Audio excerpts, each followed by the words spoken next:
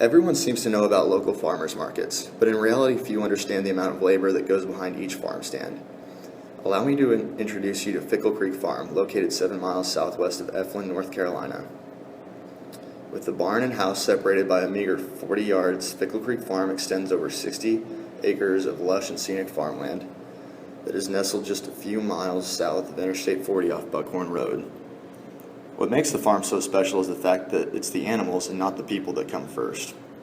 900 chickens, 40 crossbred cows, 100 lambs, 50 pigs, and about a dozen great white Pyrenees dogs inhabit the farm.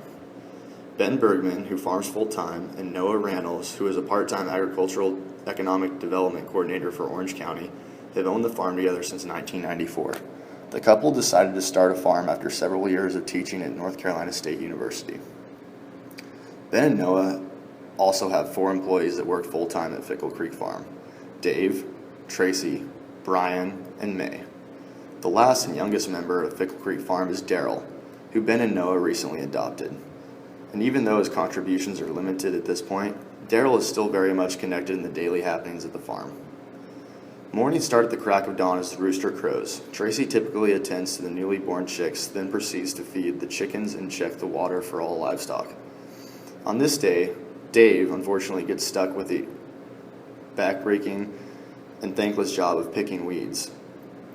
But he doesn't complain, as he realizes the importance of the dirty work as Fickle Creek Farm strives to meet its weekly produce obligations at the farmer's market.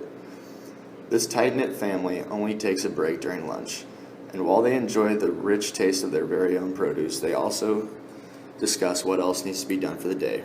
Ben and Noah then assign each individual jobs accordingly. As the crew returns to work, May cuts the Swiss chard from the stem and places it in the box to be delivered to the market on the weekend. Brian, the ringleader of the workers, tills a field in preparation for the next planting. Slowly but surely, after planting the crop, it begins to sprout. Brian accelerates the growth by laying out plastic irrigation pipe to provide supplementary water to the crops, and after several weeks, he finally has a harvestable crop. Each day presents challenges. Machinery often breaks and tractors malfunction. And the weather can end up being the workers' worst enemies, as they spend 3 hours digging out a tractor that is stuck in the mud after a hard rainfall the previous day. Together, the team overcomes the struggles and proceeds with the daily grind. With all the struggles, pains, and aches comes great satisfaction too. The spring in particular is a rewarding time.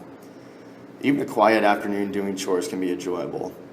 As Tracy goes about her routine, she enjoys the company of the newly born calves and gets to play with the great white Pyrenees dogs, who protect the chickens from predators, before she finishes the day collecting eggs from the mobile chicken coops and taking them back to the barn. One of the more important components of the work is record keeping. The team diligently records every egg collected, every vaccination given, and every bag of grain purchased. When Daryl returns home from school in the evenings, Ben takes him to the shed. And while Ben continues to clean and box eggs, he also makes time to help Daryl with his homework.